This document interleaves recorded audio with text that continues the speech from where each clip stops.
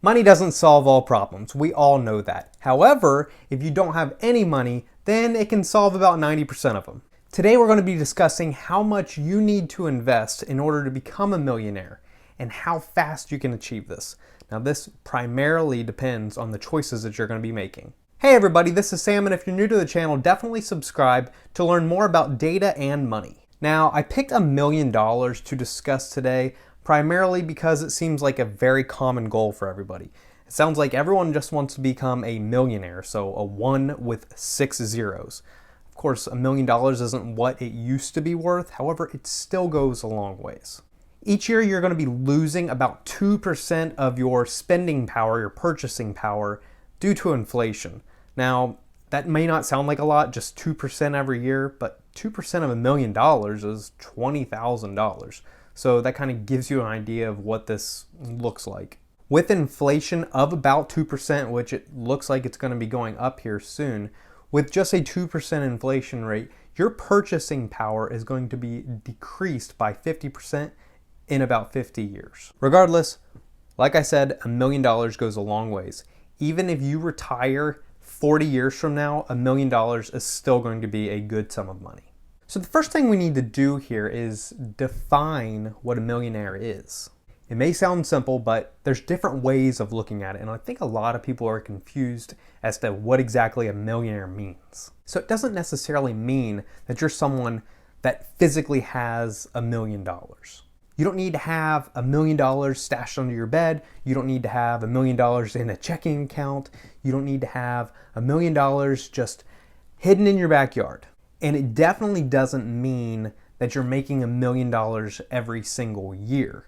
Now, if you are able to make $1 million a year in salary or something like that, you're clearly already a millionaire. And if you figured that out, leave a comment below. It's exactly step by step how you're doing it, because, I'm interested.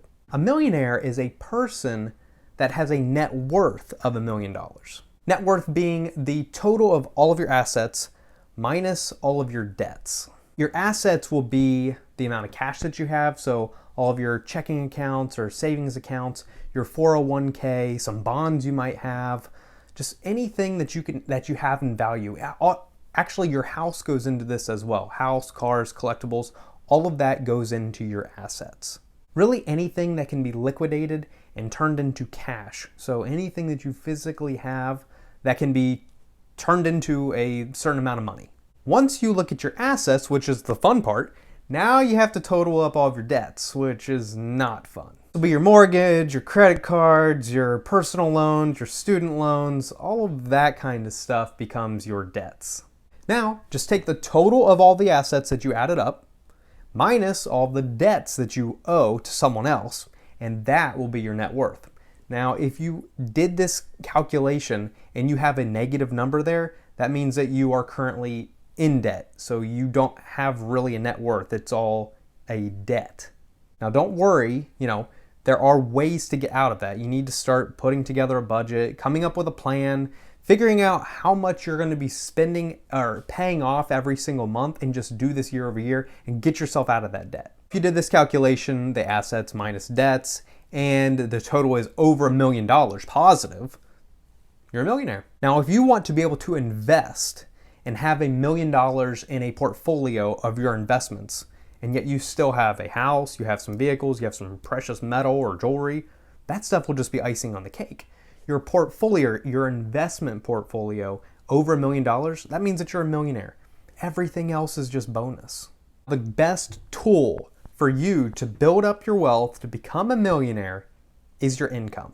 And to become a millionaire, the amount that you're making doesn't really matter, and we'll go over that here soon. The amount of money that you're making is the second most important feature of becoming wealthy. The most important, the key, the holy grail is time. This is the most important feature to allow your money to compound, meaning that you have a certain amount invested this year. Next year, you have that same amount invested, you're adding to it, and you're reinvesting the gains. By investing early and reinvesting all of your gains, your money will explode in value. Just as Albert Einstein said, Compound interest is the eighth wonder of the world. He who understands it, earns it. He who doesn't, pays it. Yes, it's that important. So do you want to be someone that's earning compound interest, or do you want to be the person that's paying compound interest to someone else? Just to kind of prove a point here, let's look at someone that's barely making over minimum wage in the United States. If you are making $8 an hour, which the national minimum wage is $7.25, if you are making just $8 an hour, you can easily become a millionaire. This is only around $16,000 a year in salary. Now you might be thinking, this is all garbage. There's no way that you can make $16,000 a year and retire as a millionaire. But it's totally possible, and it's because of compounding. Yes, you will have to make some sacrifices. You'll have to make sure that you're staying out of debt, but this is totally feasible. So what's this going to take? The first step is to make sure that you're staying out of debt. Whether it's personal loans, student loans, loans to the credit card companies, anything that you are owing money on, different amount that you're paying on your car, your mortgage. Mortgage is a little different. But if you have debts that you're paying, you need to pay these off. Because if you don't, you're going to continue to stay in debt, and you're not going to have the money in order to invest so that you can see the compound interest.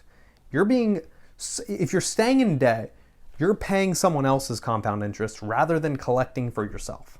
You're actually overpaying all of your debts by waiting to pay things off. Say that you don't pay your credit card off right away. Well, you're going to be paying the credit card company a lot more than what you actually owe them. This is going to keep you from being able to invest in compounding yourself.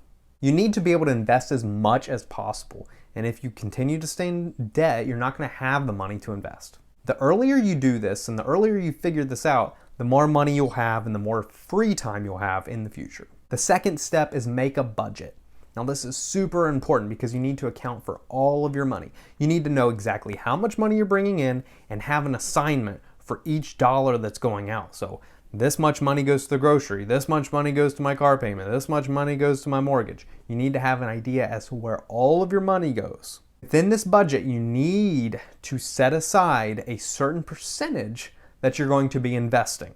So money's going to go into the stock market, mutual funds, ETFs, individual stocks, bonds, all kinds of different investments that's going to make up your portfolio.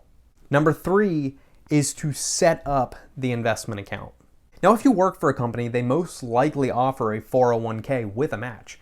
So that means that say that you're going to take 5% of your money and invest it in your 401k, the company is going to match that 5%.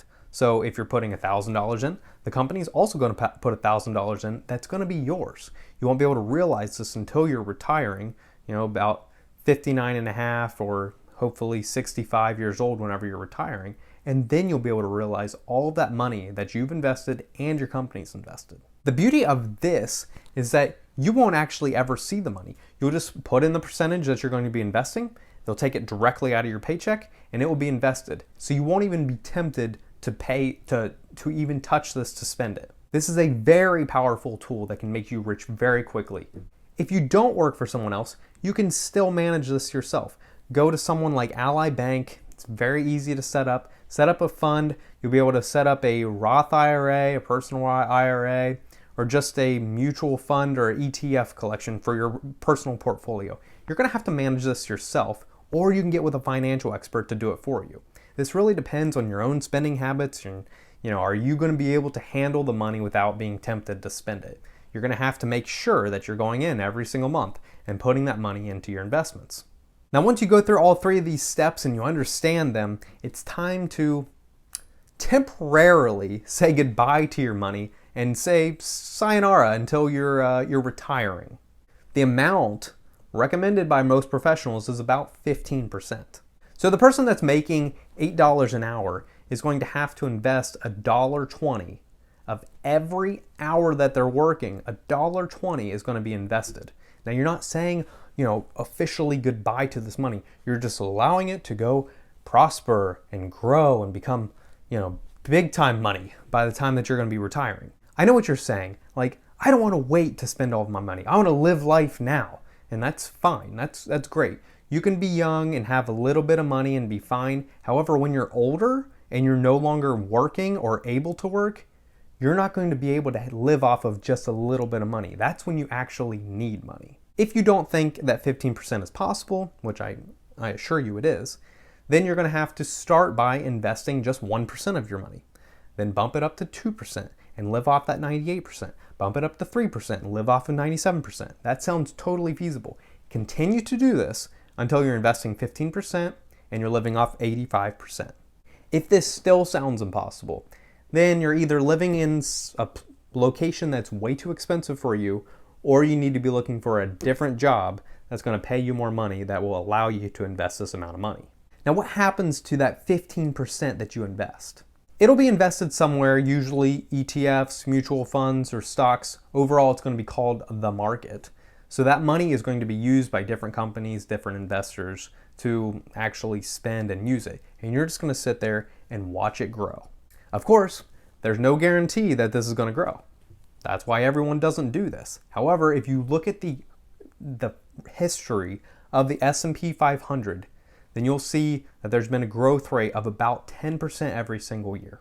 If this doesn't grow, say that you're afraid that you're going to lose your money and you actually do lose your money. You've invested $10,000 and it goes down to zero. We're going to have a lot more to worry about than the $10,000 that you lost. Because if the S&P 500 goes to zero, that means that the 500 largest companies in the United States cease to exist.